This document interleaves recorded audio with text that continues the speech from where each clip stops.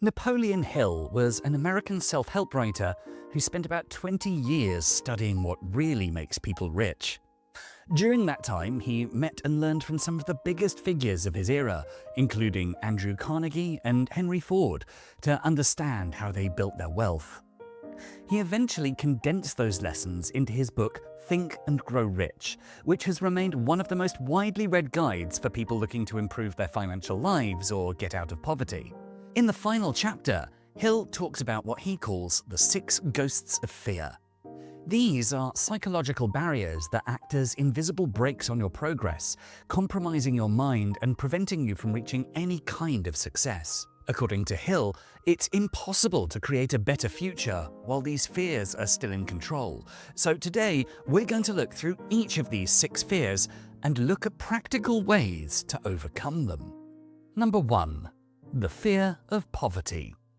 Hill believed that poverty isn't a result of bad luck, but a symptom of a specific mindset: the fear of not having enough.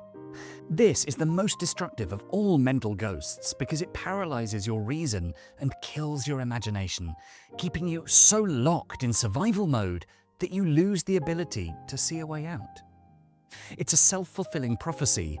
The more you fear lack, the more your choices subconsciously align with it until you move toward the very poverty you're trying to escape. Hill says that fear of poverty comes from 2 places. One is what you grow up hearing, about money being hard to earn, easy to lose, and never enough. The other is deeper. It's the fear of losing control, not of being able to take care of yourself, but of having to depend on someone else. In daily life, this fear shows up as hesitation, as a doubt that sounds reasonable, as delays that feel justified. But nothing about it feels like fear in the moment, so you don't question it. It just becomes a series of small decisions to wait, to hold back, to stay where you are. You see it in someone who has a good business idea, but keeps preparing instead of actually starting.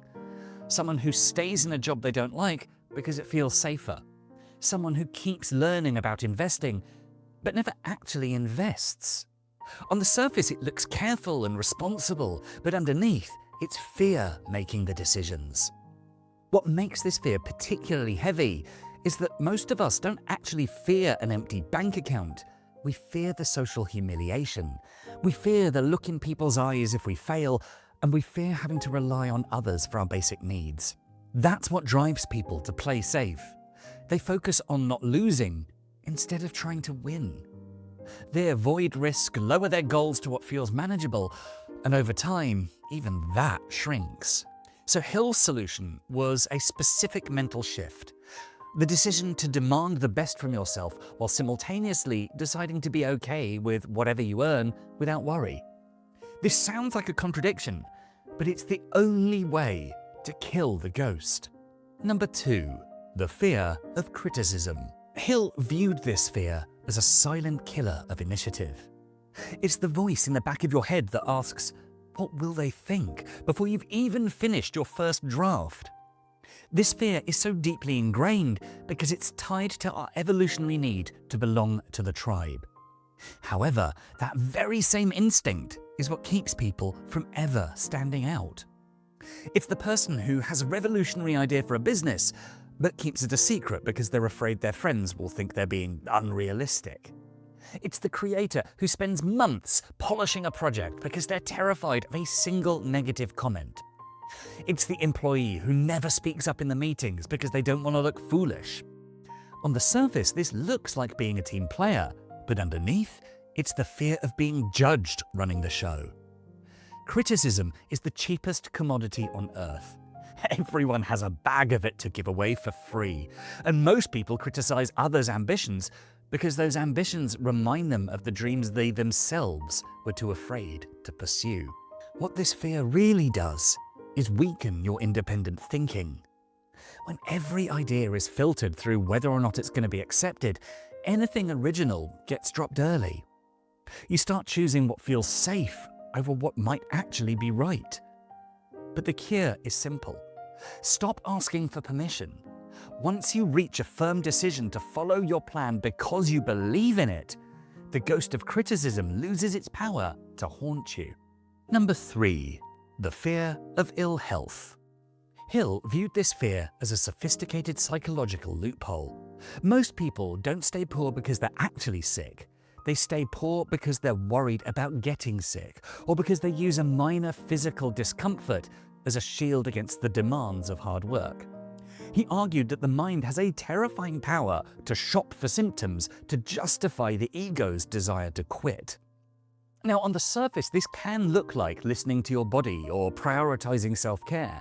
It appears as constant health anxiety, low energy, poor posture, or a habit of stepping back at the first sign of discomfort. It's the kind of thing that shows up when someone has an important task and then suddenly they feel unwell, when they end up spending more time thinking about their health than actually doing the work they care about.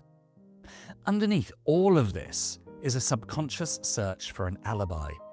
Think about it. If you're unwell, the world can't expect you to succeed, and more importantly, you don't have to expect it of yourself. And what makes this fear particularly damaging is that it creates a self-fulfilling prophecy. When your primary focus is on avoiding fatigue or discomfort, your stamina begins to shrink to fit that narrow focus. You start avoiding any task that feels taxing, shrinking your schedule to avoid stress, and treating every minor ache like a structural failure. Over time, you don't just feel weak, you actually become weak because the mind has stopped demanding anything of the body. Of course, the solution to this isn't to ignore actual medical issues, but rather to stop letting every small discomfort take control of your decisions. Don't keep talking about what feels off. Don't use it as a reason to delay or step back. Take care of your body, but still do what needs to be done. Number 4. The fear of loss of love. Hill described this as perhaps the most painful of the 6 fears because it strikes at our core need for connection. He believed it was rooted in primal instincts related to securing and protecting a partner. Hill argued that it's a massive financial hurdle because a mind consumed by romantic anxiety has zero capacity for creative thought or bold action. The tricky part is that this fear hides as passion or being protective and slowly turns into control. You start paying attention to small details, what they say, how they act, who they talk to, and over time, that becomes constant checking. It's the person who goes through their partner's phone and calls it transparency, the entrepreneur who avoids a business trip because they don't trust what might happen while they're away, the one who spends beyond their means on gifts to hold someone's attention. On the surface, it looks like devotion, but underneath, it's fear of being replaced. You begin looking for signs that something might go wrong. You're looking for evidence of betrayal to justify your own insecurities. Because you're so focused on the possibility of being left, you become suffocating. You drive away the very love you're trying to protect. At its core, jealousy usually comes from a lack of self-confidence. You don't fear losing love because of the other person's character, you fear it because you don't feel enough to keep it. When you feel like you're not enough, love starts to feel fragile, like something that can be taken away at any moment. Over time, this shifts how you live. Your peace starts depending entirely on someone else's mood. So you hold back, you compromise more than you should, and you stop asking what makes you whole and start asking if your goals will make you less lovable or too independent. You stop living for yourself and start living to be kept. But the shift is simple. Don't let your peace depend on someone staying. Care about your relationships, but rely on yourself. When you know you'll be okay on your own, the fear starts to fade. Number 5. The fear of old age. Hill identified this fear as a two-pronged attack on a person's future. It stems from the fear of poverty in one's later years and the encroaching shadow of the great unknown. It's the ghost that tells you your best days are behind you, and from here on, things will only go downhill. Hill argued that this fear is dangerous because it acts as like a slow leak in a person's ambition. It slowly drains a person's drive and energy over time, long before there are any signs of real physical decline. It's the person who stops learning new technologies because they believe they're too old to keep up. It's the entrepreneur who refuses to pivot their business because they think they don't have energy for a second act.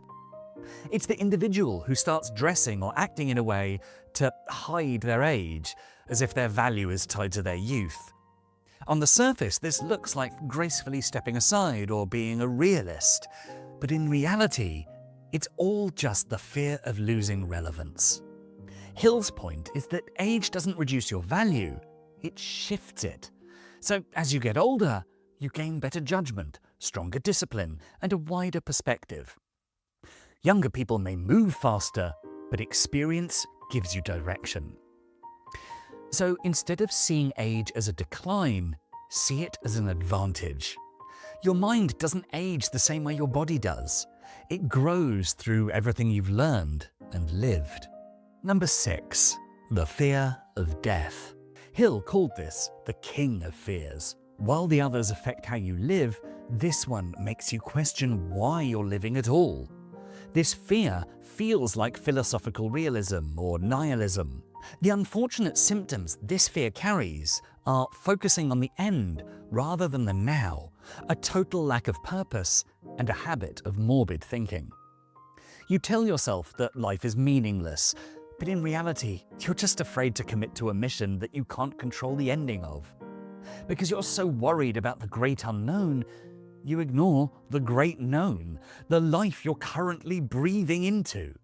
You see it in people who avoid long-term plans because they think, what's the point? Or someone who spends everything today because they don't believe in tomorrow.